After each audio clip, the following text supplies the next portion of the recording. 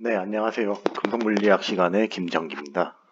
저번 시간까지 이제 우리가 전이의 기본 기초에 대해서 복습한 내용도 있고, 네, 네, 전이 기초에 대해서 이제 복습한 것도 있고, 새로 배운 것도 있죠.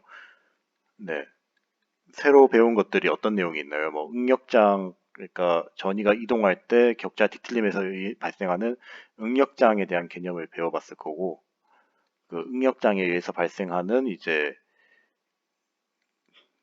네, 전이에 의한 강화 현상, 네, 전이 강화 현상 같은 것들을 쭉 리뷰를 해봤을 겁니다. 그래서 혹시나 뭐 이 부분 중에서 어려운 내용이 있으면은, 네, 어려운 내용이 있으면은 저한테 연락을 주시면은 제가 피드백을 또 영상에 같이 해드릴 수 있도록 할게요. 그래서 뭐 저번 시간까지 이제 전이에 대해서 배웠다면 이번 시간에 그 네, 전이 말고 이제 3차원이란다. 전이가 이제 1차원이죠. 선이니까. 네. 전이가 선 1차원이고 2차원에 해당하는 이제 결정립계를 배우게 될 건데요.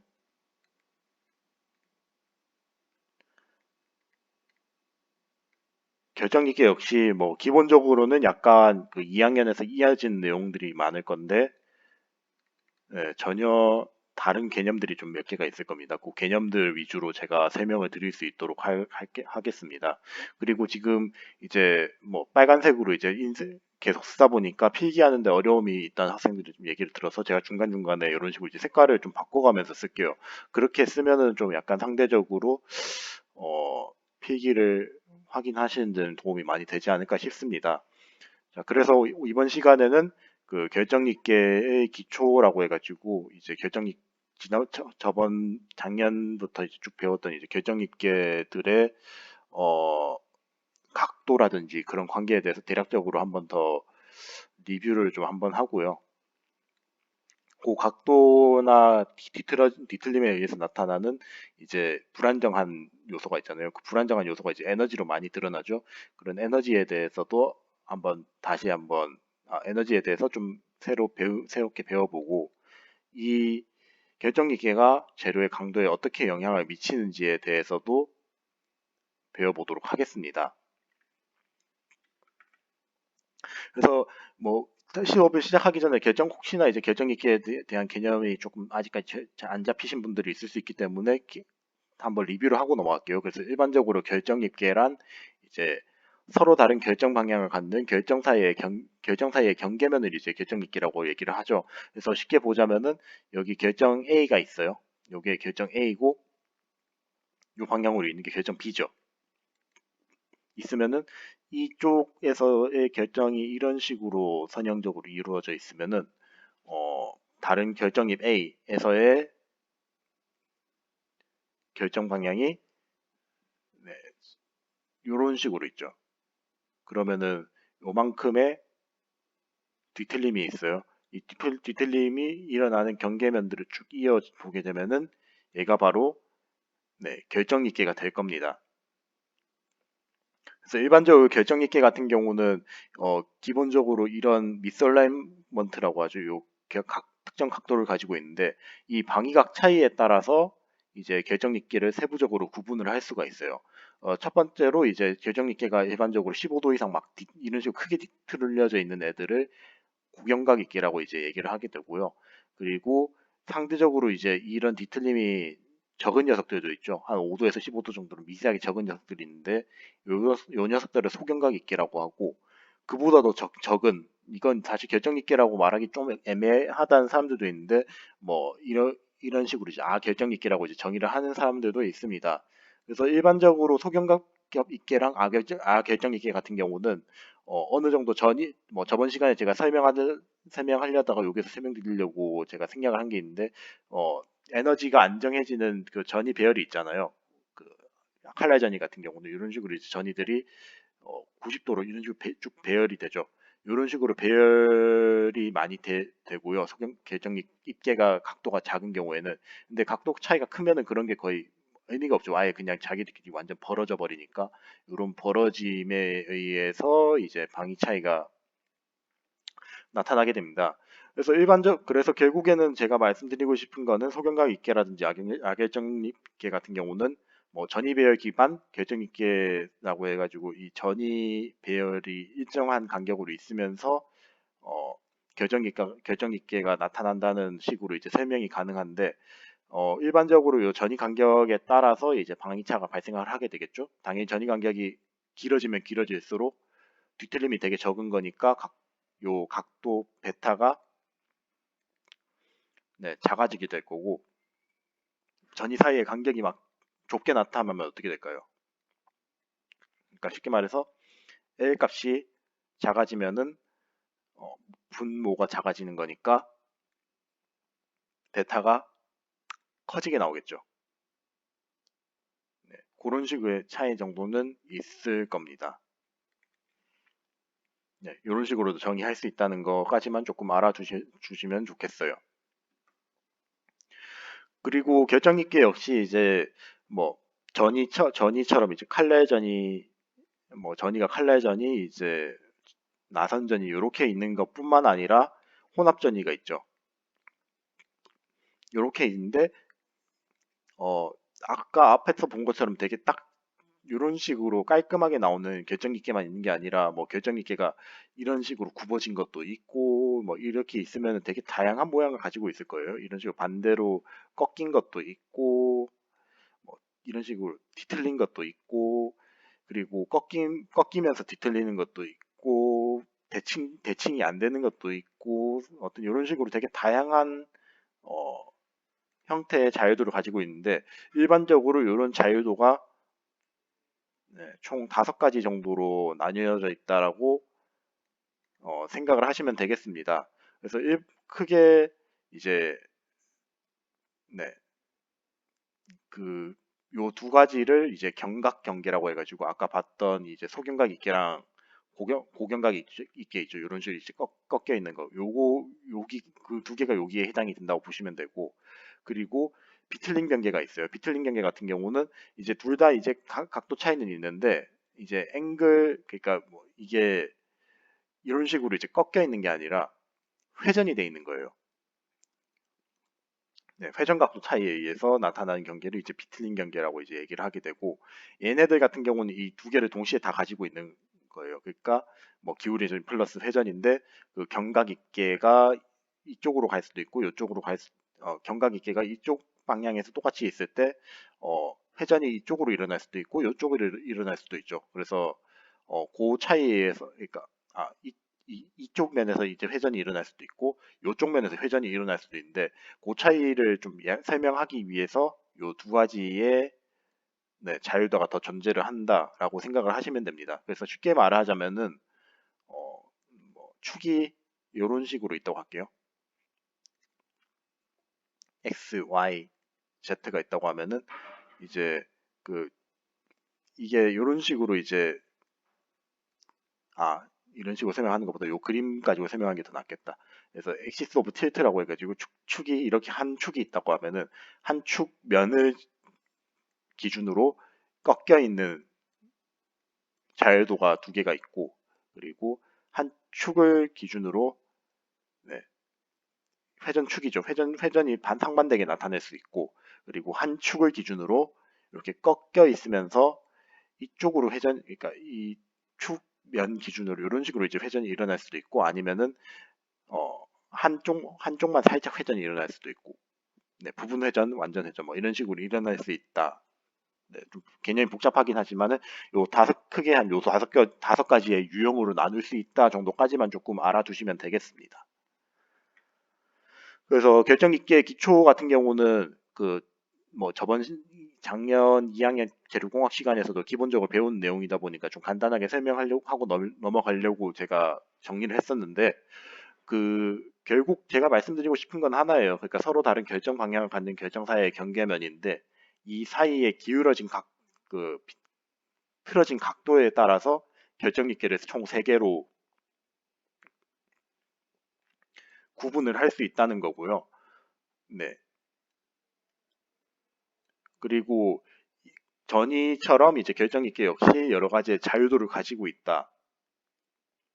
요 슬라이드에서의 핵심이라고 생각하시면 되겠습니다. 그래서 요 세 개는 뭐 계속 나오는 얘기다 보니까 좀 기억해 주셨으면 좋겠고, 뭐 자유도는 그렇게까지 사실 중요하지는 않습니다. 이게 전이랑 마찬가지로 뭐 결정짓기 역시 이걸로만 정리를 하기는 조금 좀 애매한 측면이 있기 때문에, 네, 뭐 요 슬라이드에서 제일 중요하다, 굳이 제일 중요하다라고 하면 요게 제일 중요하다라고 할 수 있겠어요.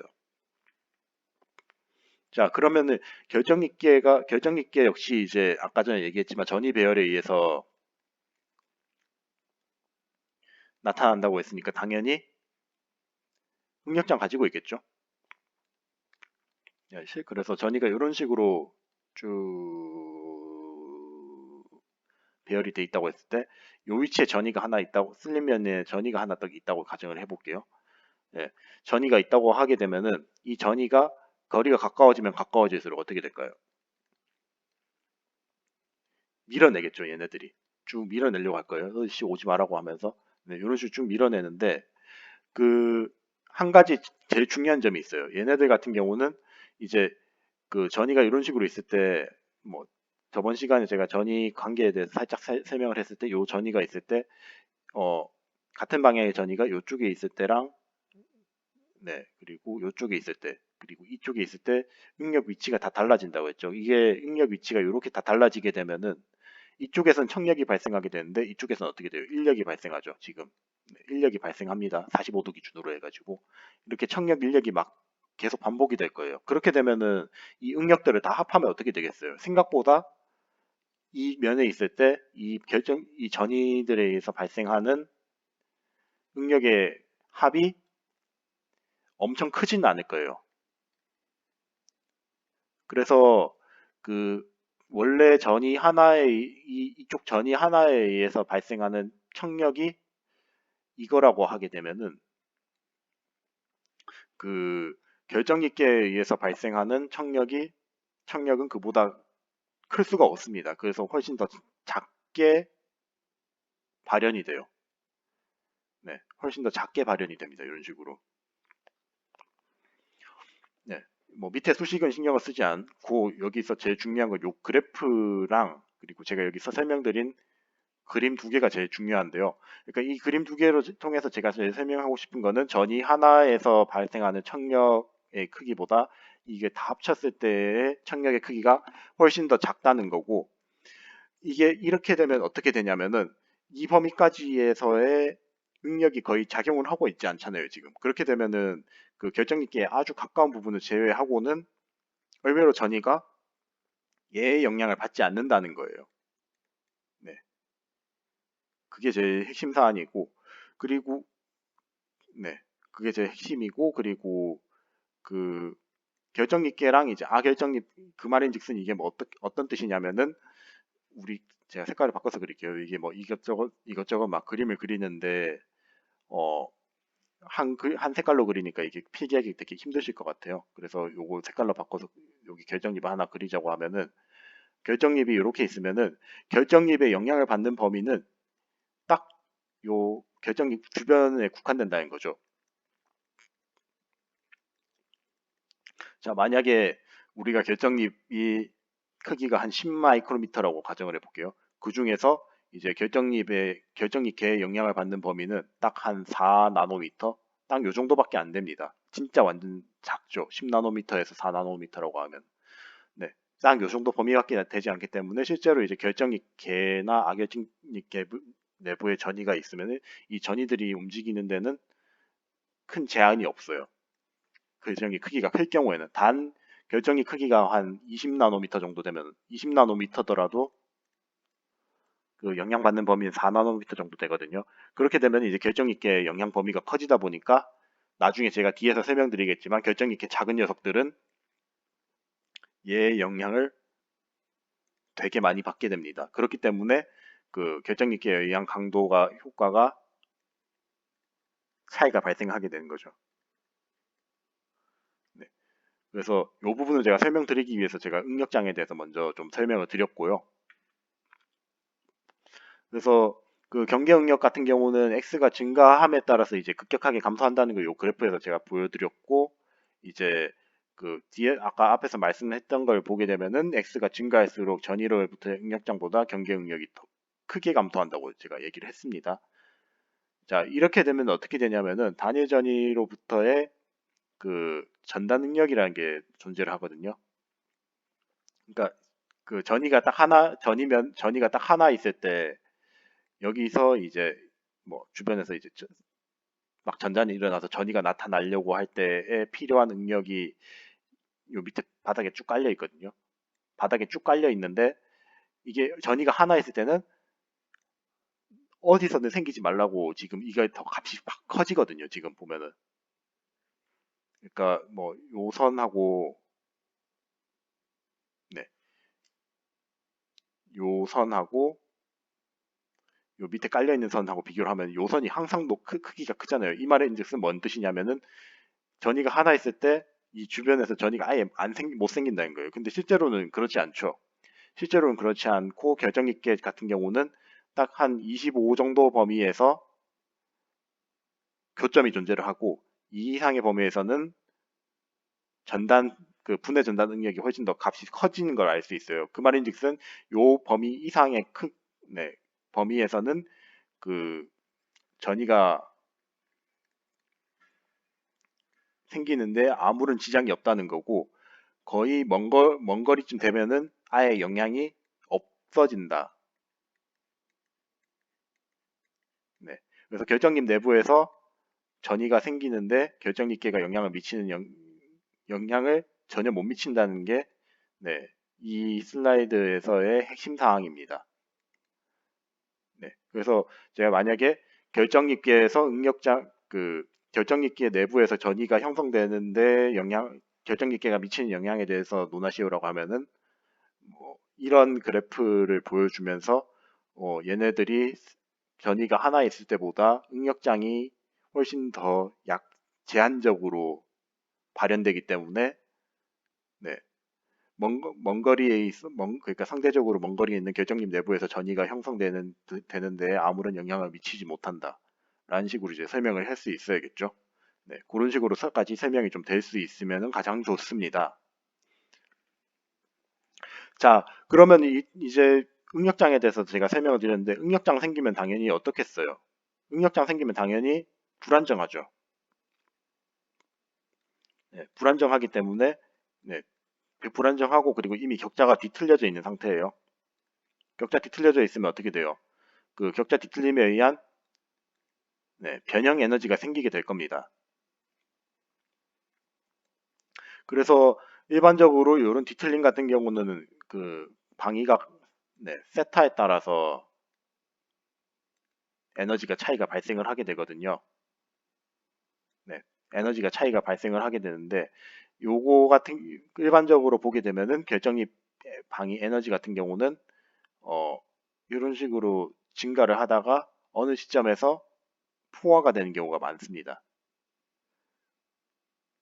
네, 실험적으로 보게 되면은 이건 좀 실험적인 거니까 그냥 이렇다라고만 조금 알아두시면 될 것 같아요. 네, 실험적으로 이런 식으로 나타나게 되고 그래서 우리가 그 15도 이상의 고경각 이가에서 에너지 포화가 발생을 하기 때문에 네, 이 기준이 15도가 일반적이거든요. 그래서 우리가 고경각 액계를 15도 이상이라고 네, 정의를 하게 되는 거예요. 그 이하의 범위에서는 고경각 액계라는 또 다른 특성을 보이기 때문에 저경각 액계라고 네, 저희가 얘기를 하게 되는 거고요. 그래서 고경각 액계랑 저경각 액계가 구분되는 각도가 왜 하필 15도인가에 대한 의문을 가지시는 분이 되게 많을 건데 그 원인은 바로 이것 때문에 그렇습니다. 결정있게 에너지 때문에. 네, 에너지가 포화가 되는 시점이 네, 15도고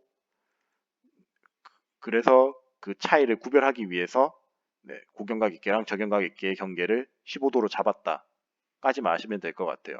그래서 방위각 에너지 차이가 작을 경우에는 뭐 쇼클리 리드식이라든지 뭐 이런 뭐 전위 관계 가지고 막 계산식을 만들어 가지고 계산하고 막 그러는데 이런 거는 알 필요는 없고요. 그러니까 요 슬라이드에서 제일 중요한 거는 바로 이 이 그래프입니다. 그래서 미스 오리엔테이션이 증가하면 증가할수록 처음에는 에너지가 증가를 하다가 어느 시점에선 포화가 일어나는, 네, 요 부분만 좀 잘 기억해 주시면 될 것 같습니다.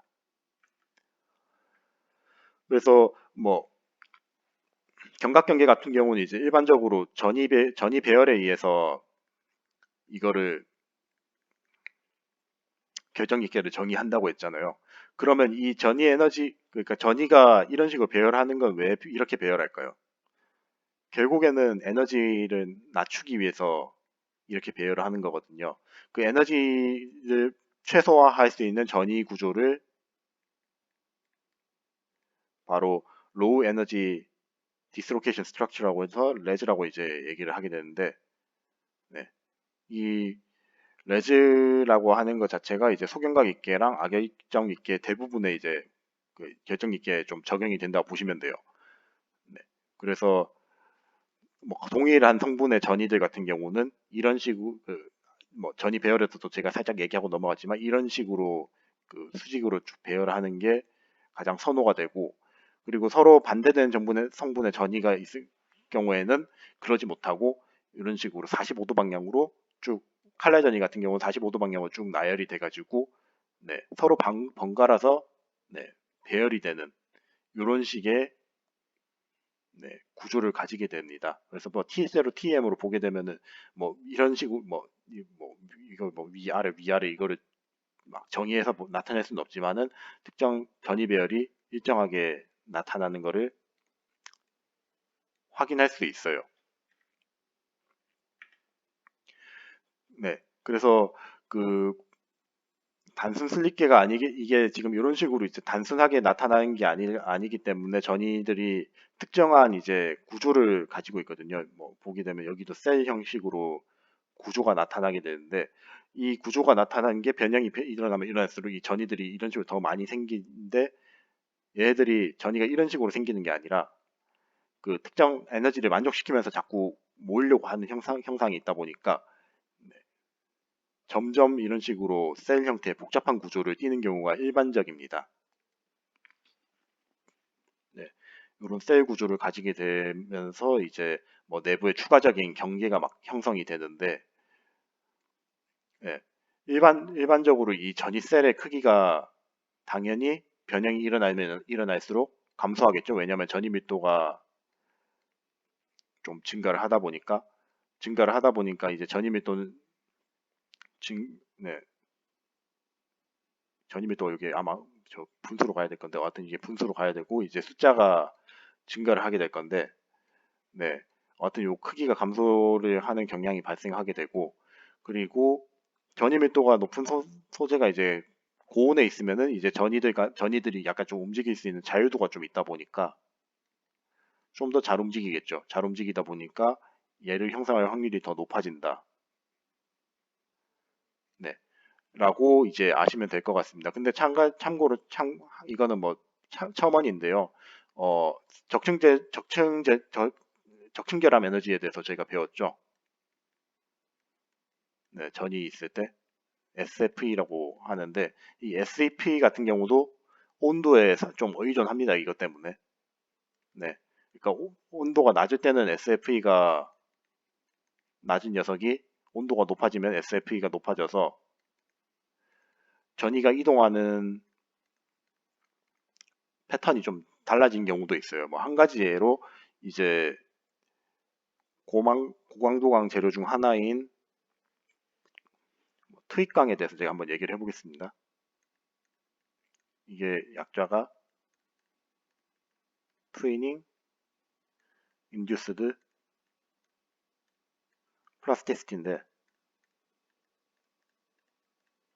네, 트위닝 인듀스드 플라스티시티니까 말이 어떻게 돼요? 쌍정에 의해서, 네, 변형이 일어나는 거죠. 그래서 상온에서는 얘가 쌍정에 의해서 변형이 일어나는데, 얘가 고온으로 가면은 그냥 일반 전이가 움직이듯이 막 전이가 움직여요.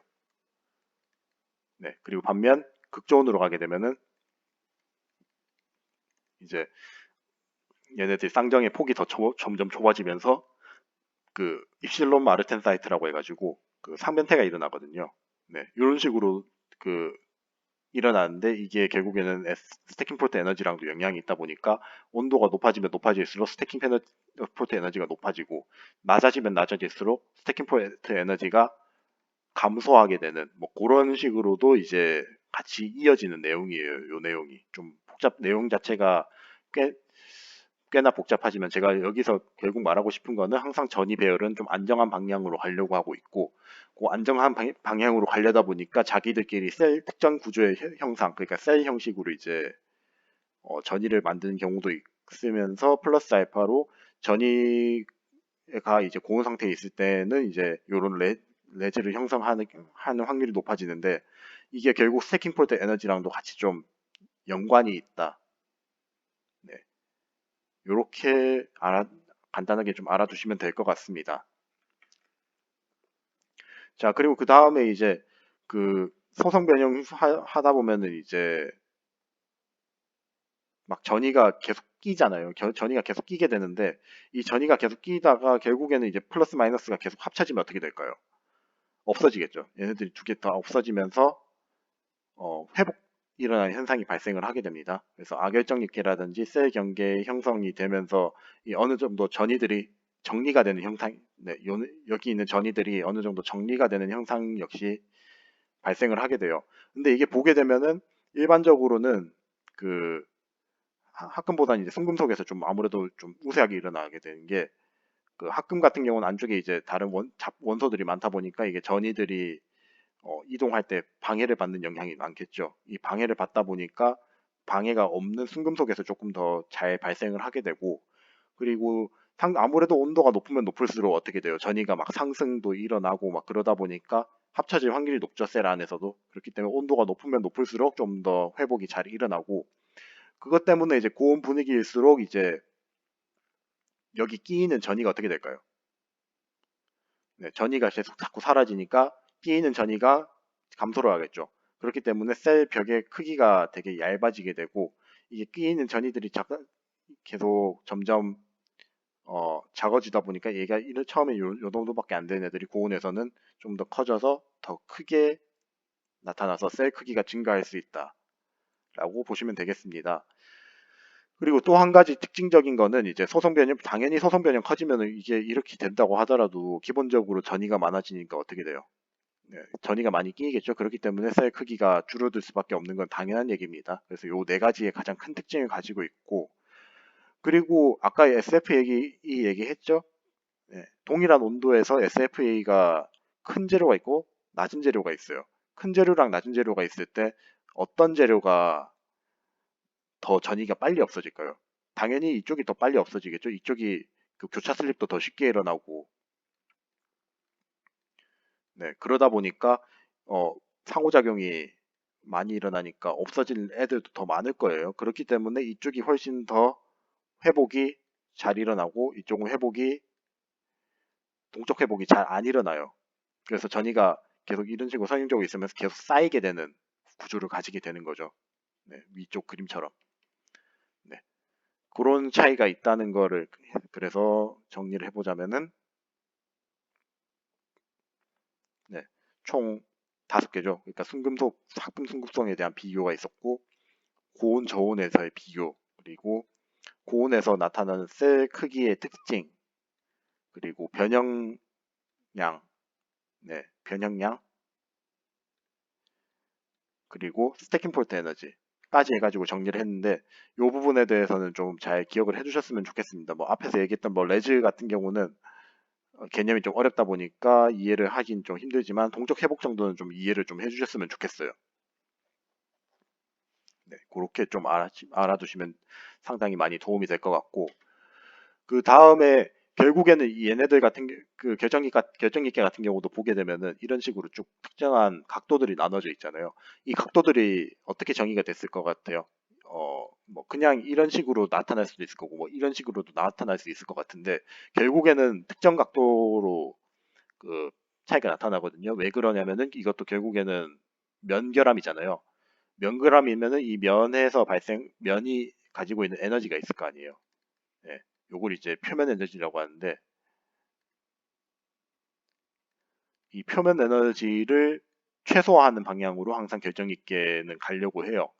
그러다 보니까 이제 결정립 하나 1번, 2번, 3번 결정립이 있다고 하면 이 각각의 결정립이 가지고 있는 표면 에너지가 A, B, C라고 했을 때 이 결정립의 에너지 간의 평형이 일어날 때의 각도가 최종 각도가 되게 됩니다. 그래서 뭐 위에 있는 거를 밑에 수식으로 보게 되면은 A에 대한 A에 대한 각도, B에 대한 각도, C에 대한 각도에 대해서 이제 각각의 이제 평형식이 존재를 하게 될 거고 이때의 평형 각도 A, B, C가 결정립계의 방위각이 되는 거예요. 그래서 만약에 이 결정립계 간의 표면 에너지가 맞지 않으면 어떻게 될까요? 균형이 맞지 않게 되면은 이제 결정립계가 이동을 해가지고 만약에 A가 상대적으로 조금 더 더 안정 에너지가 높다고 하면은 이쪽으로 쭉 끌려가겠죠. 끌려가서 A의 각도가 잠시만요. 이거 색깔 좀 바꿀게요. 네, A의 각도가 B랑 C보다는 더 작아져서 뭐 이런 식으로 될 거예요. 이런 식으로 바뀌어야 될 거고 그리고 온도가 높아지면 높아질수록 결정립계가 이동이 더 빨리 일어나겠죠. 네, 이런 평형이 네, 죄송합니다. 네, 평형이 더 빠른 속도로 일어나게 될 겁니다.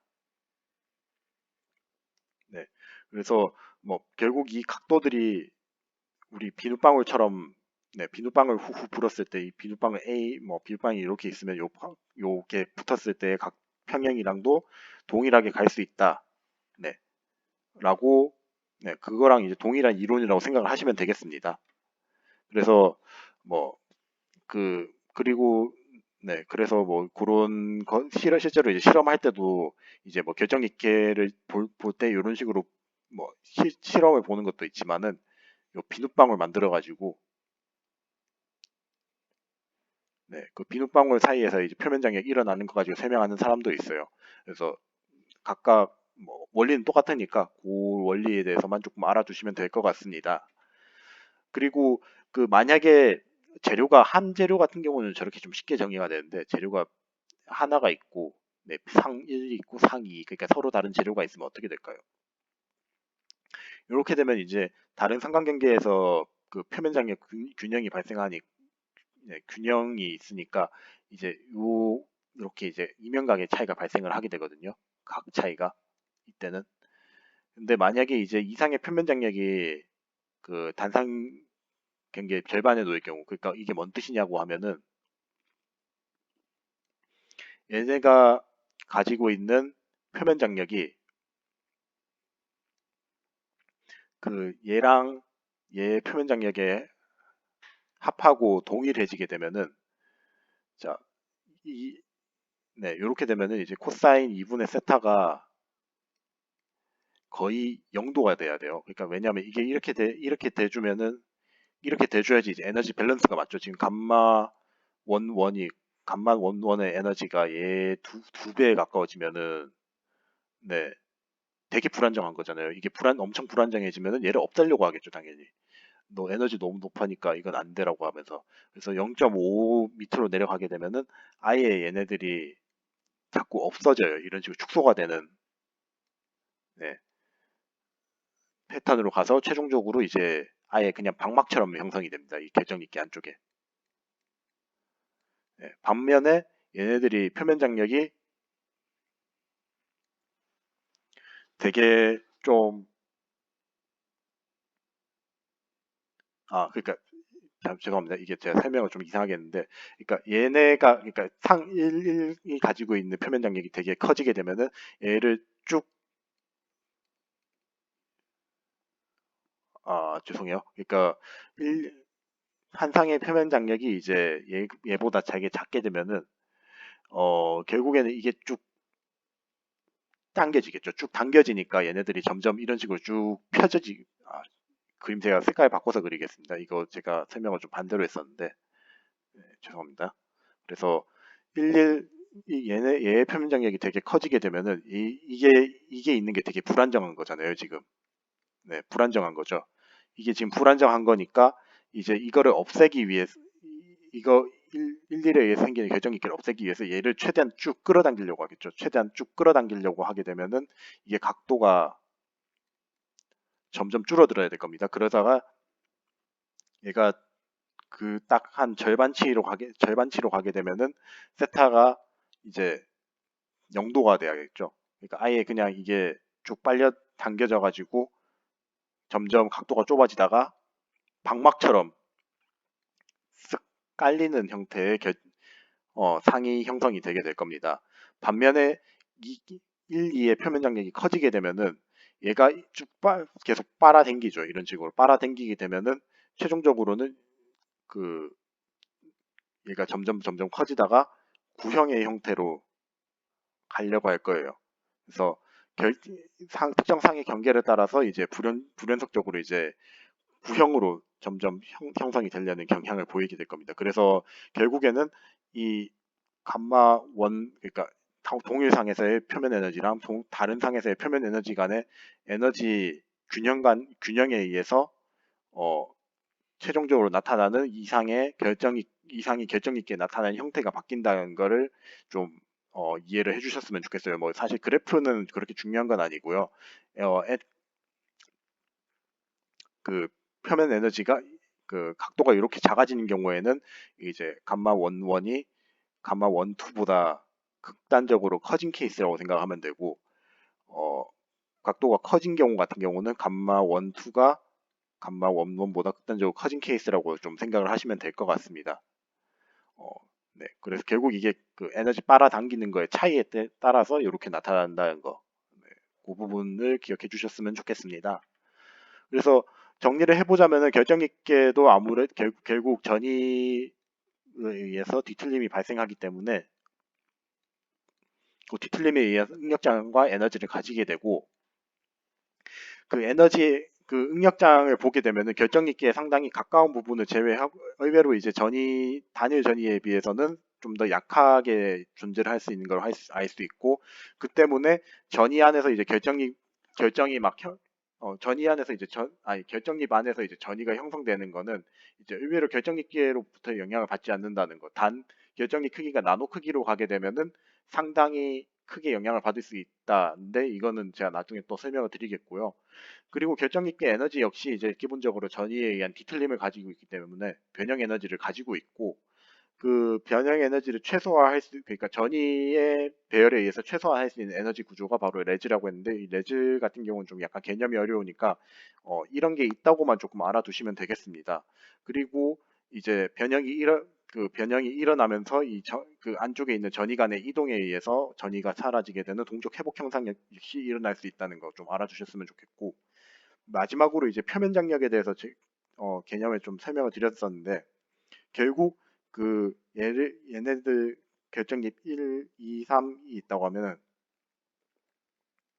각각 그 결정립 사이에서의 표면 장력에 의해서 각도가 결정이 될 수 있다는 것을 알아주셨으면 좋겠고 어, 다른 상관관계 사이에서도 이런 균형이 당연히 차이가 날 수 있겠죠. 그렇기 때문에 이 균형에 따라서 이 상의 형상이 바뀌게 되는데 상대적으로 이제 그 동일상에서의 에너지가 불안정하면은 네, 방막 형태로 이제 그 다른 상이 나타나고 각도가 커지게 상대적으로 이제 이상과 동일상의 그러니까 1상과 2상의 이제 에너지 차이가 그 둘 사이의 에너지가 크게 되면은 얘네들이 서로 따로 있으려고 하기 때문에 거의 될 수 있으면 이제 구형으로 이제 막 떨어져서 형성이 된다. 네, 그런 형상 차이가 나타날 수 있다는 것 정도까지만 조금 알아두셨으면 좋겠습니다. 개념이 아마 뭐 제가 수식 부분들은 될 수 있으면 많이 생략을 하고 있거든요. 왜냐하면 이게 수식을 아는 것도 중요하지만은 기본적으로 이제 개념을 좀 알아야지 나중에 이제 설명을 할 때 더 도움이 될 수 있기 때문에 제가 지금 가능하면 지금 물리학적인 설명들을 최대한 쉽게 하려고 좀 노력을 하고 있는데 혹시나 좀 어려운 부분이 있으면 저한테 이제 얘기해 주시면은 제가 다음에는 동영상 시작할 때쯤에 그 질문 올라온 것들에 대한 피드백을 하고 시작을 하도록 하겠습니다. 네, 그래서 네, 결정입계 응력과 에너지에 대해서 간단하게 알아보았고요.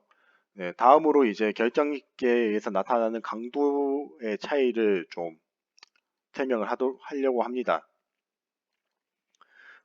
이 부분 같은 경우는 아마 여러분들께서 제일 강도 관련해서 제일 알고 있는 식들 중에 제일 간단한 제일 유명한 식들 중 하나랑 연관되어 있는데요. 바로 홀패치 관계죠. 홀패치 관계가 어떤 관계를 가지고 있나요? 그 결정립이 작아지면 작아질수록 네, 강도는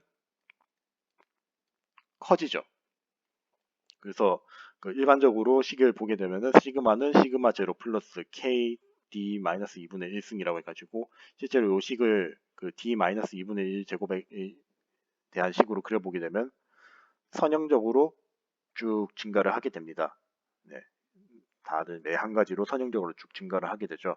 그래서 이 여식 자체가 보여주는 게 유동력과 결정립 사이의 관계를 네, 정량화한 거거든요.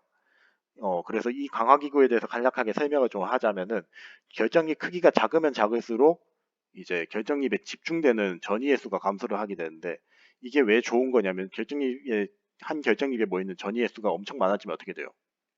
이것들에 의해서 어, 기공이라든지 크랙이 형성될 수 있죠. 네. 이게 형성이 되면 강도에 좋지 않은 영향이 발생하게 되고 또한 이제 응력 집중이 발생하게 되는데 이거를 완화시켜 줄 수 있는 게 바로 결정이 크기의 감소가 되고 그리고 전이 집적이 일어나기 위해서 이제 슬립을 야기하기 위한 이제 응력이 좀 더 커지게 돼요. 그러니까 이게 뭔 뜻이냐면 이제 결정기계가 작아지면 작아질수록 이제 안 그래도 전이가 집적이 잘 안 되는데 그러니까 그 결정립에 집적되는 전이의 수가 작은데 이거를 더 달성하기 위해서는 전이가 더 많이 생겨야겠죠. 근데 보게 되면은 이제 결정립계가 아무리 응력장에 영향이 없다고 하더라도 이제 전이가 이쪽에 엄청 가까워지면 전이가 하나가 이렇게 쌓이겠죠. 근데 이 상태에서 이제 슬림면이에요, 요게. 슬림면. 네, 요게 슬림면이고 그 다음 전이가 또 와요. 네, 여기 또 쌓여요. 그리고 그 다음 전이가 또 와요. 여기 또 쌓이는데 동일 방향에서의 싱글 전이들 같은 경우는 결정립계에 비해서 어떻게 된다고 했어요? 더 큰 영향을 가지고 있다고 했죠. 네, 더 큰 영향을 가지고 있기 때문에 서로 오히려 더 밀어내려는 성질이 더 강합니다. 이런 식으로. 그렇기 때문에 얘를 막 전이 축적에 의해서 더 집중을 시키기 위해서는 더 많은 응력이 필요하게 되는 거예요. 네, 축적 시 해야 되는 게 결정익계 플러스 다른 전이들도 이제 뚫어야 되는 거죠. 그렇기 때문에 이제 응력이 더 커지게 되는 거고 그 때문에 이제 미세 결정립은 조대 결정립에 비해서 더 많은 응력이 필요해지게 되는 겁니다.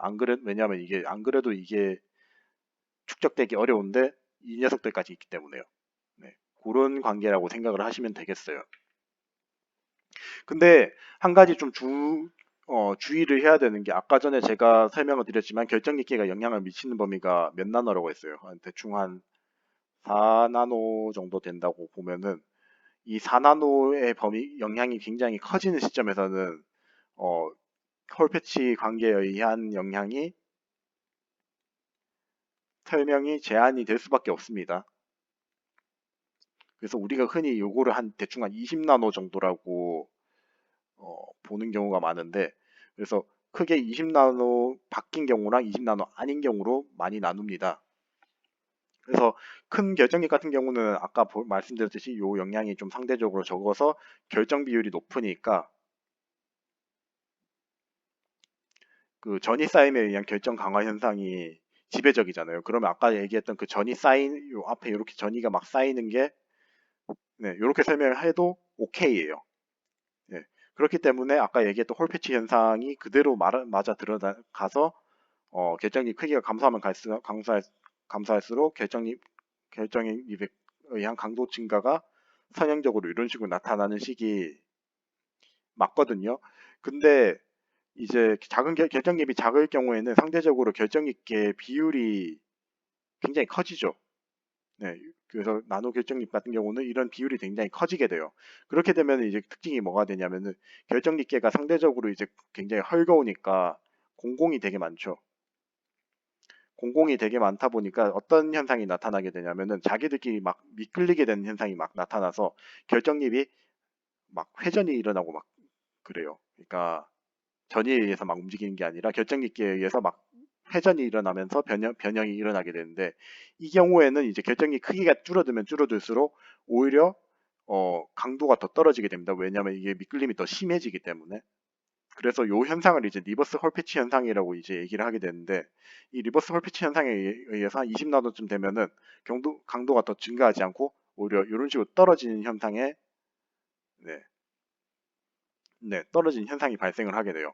그래서 일반적인 결정기 크기의 금속에서, 그러니까 여러분들이 대체로는 아마 일반적인 결정기 크기를 쓸 것 같은데, 일반적인 결정기 크기의 금속에서도 홀패치 현상이 되게 우세하지만은 실제로 이제 결정립이 더 너무 작아지게 되면은 이런 현상도 나타날 수 있다는 거 정도까지는 좀 꼭 알아주셨으면 좋겠습니다.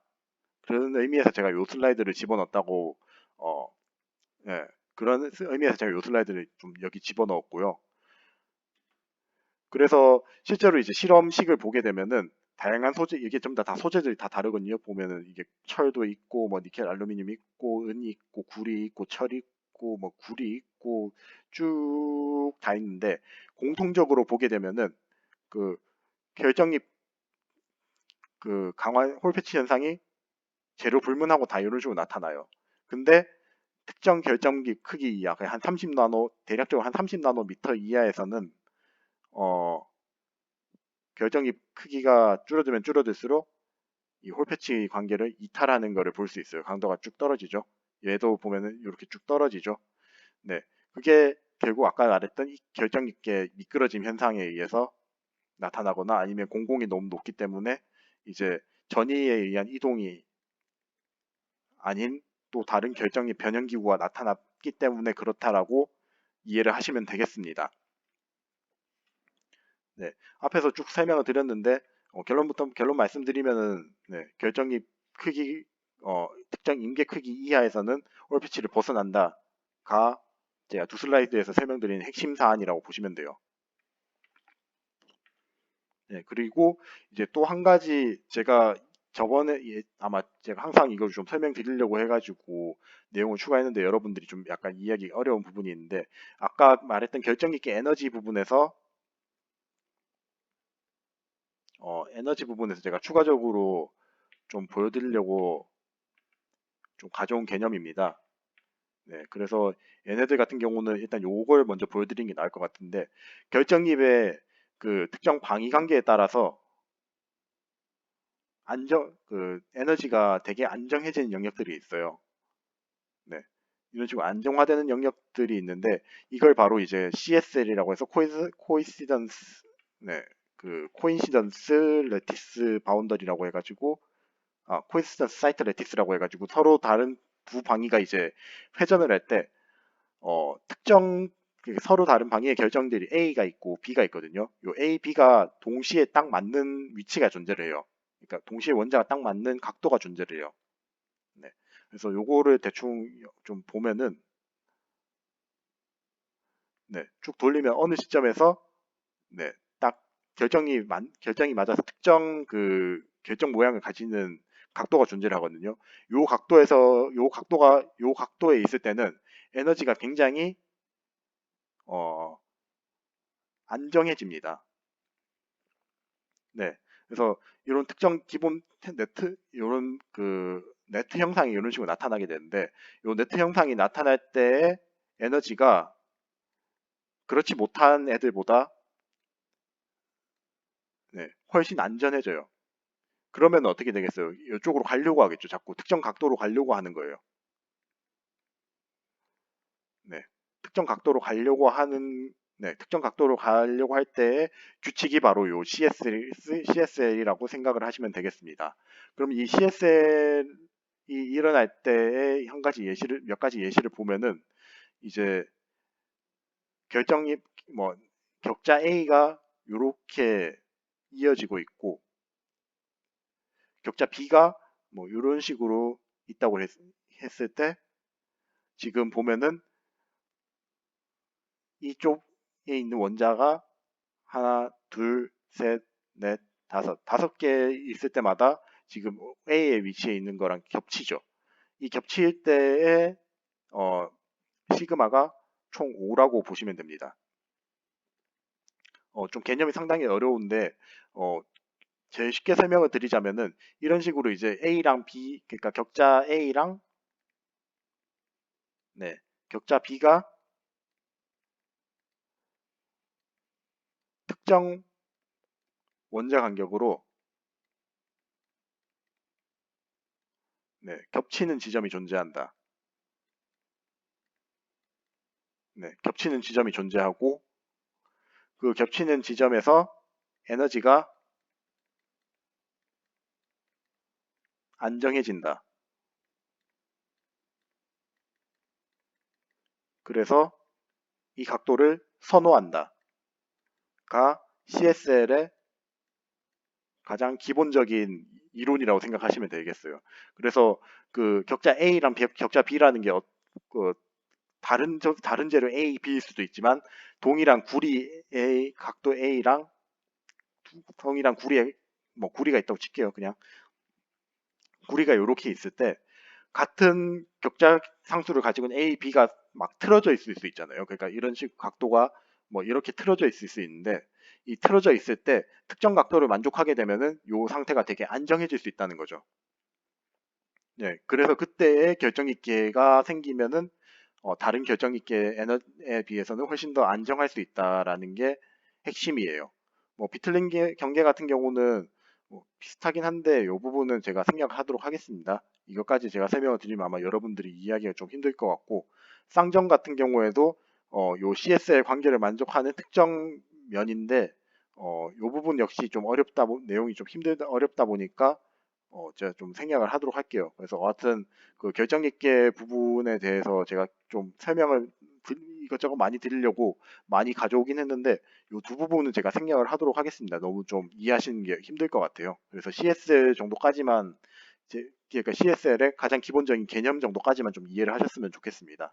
그래서 각 격자 A가 어, 그러니까 다른 방위를 가지고 있는 두 개의 격자가 있을 때, 네, 그러니까 방위가 달라요. 이 두 개는 방위가 다를 때 특정 방위 관계를 가지고 있을 때 원자가 겹치는 지점이 존재를 하죠.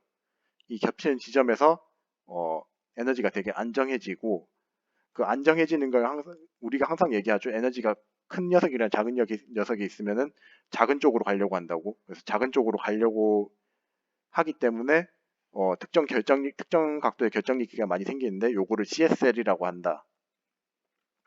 요 정도까지만 좀 이해를 해주셨으면 좋겠습니다. 그래서 실제로 이제 구리라든지 알루미늄 같은 경우도 보게 되면은 이제 특정 에너지 각도에서 그 결정리기 아까 봤던 아이고 죄송해요. 결정리기 에너지가 확 떨어지는 각도가 존재하는 것을 볼 수 있습니다. 그래서 CSL 이게 보면 이제 CSL이거든요. 요 CSL에 해당하는 방위각 영역에서 안정화 영역이 발생한다. 그래서 요 각도 실제로 이걸 결정 있게 나중에 EBSD 같은 걸 찍어 보면은 결정 있게가 요 각도를 가지고 있는 경우가 상당히 많을 것이다라는 것을 알 수 있습니다. 그래서 결정기 크기와 응력 부분에 대해서는 아마 좀 쉽게 이해를 했을 것 같은데요. 결정기 크기에 따라서 어, 강도가 증가를 하게 되는데 만약에 결정기 크기가 너무 작아지게 되면은 이제 결정 있게 비율 영향을 받는 비율이 너무 높아져서 공공 비율이 높아지고 그리고 결정 있게 미끌림이 우세해지기 때문에 크기 감소할수록 이제 강도가 오히려 감소하는 리버스 홀 패치가 일어날 수 있다 정도까지만 아시면 될 것 같고 CSL 같은 경우는 개념이 상당히 어렵습니다. 이 부분 같은 경우는 사실 제 욕심이긴 한데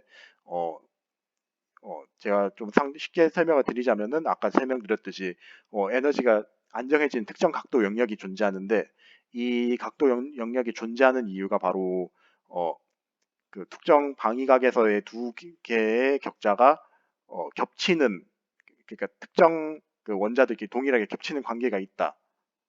이렇게만 조금 일단은 이해하시면은 그래도 CSL의 가장 기본적인 개념에 대해서는 좀 어느 정도 제가 설명을 드린 것 같습니다. 네, 그래서 다음 시간에 이제 그 전이랑 결정있게 시리즈는 이제 네, 넘어가도록 하고 아까 이제 결정있게 굉장히 작아질 때 뭐가 생긴다 했죠? 공공들 생긴다고 했습니다. 이 공공들하고 이제 같은 0차원 친구들인 고용체의 물리적인 의미에 대해서 좀 보도록 하고 이 고용체에 의해서 또 나올 수 있는 특수한 현상이 있어요. 뭐 변형 불안정성이라고 하는데 아마 최강제로라든지 뭐 그런 제로 그런 수업을 들었으면은 한 번 정도 들어봤을 거예요. 뭐 항복된 현상 같은 거. 네. 그런 현상들이 왜 나타나는지에 대해서 한번 알아보도록 하겠습니다. 그럼 다들 고생 많으셨고 혹시나 이제 강의 들으시다가 어려운 내용 있으면 제가 출석 체크할 때 이제 댓글을 많이 달잖아요. 그 댓글에다가 질문 내용을 좀 적어주시면 제가 그 다음 시간에 동영상 녹화할 때 반영하도록 하겠습니다. 그럼 고생 많으셨고 다음 주에 뵙겠습니다. 고생하셨습니다.